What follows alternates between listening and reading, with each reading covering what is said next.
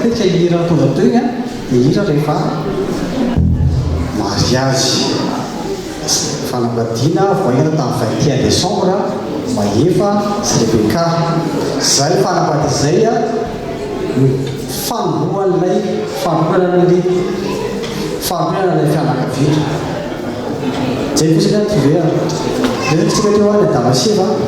fa mena Damaseva dia nisy fianakaviana anankiray zay koa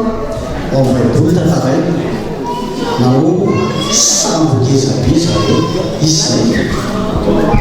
Noa fananino Noa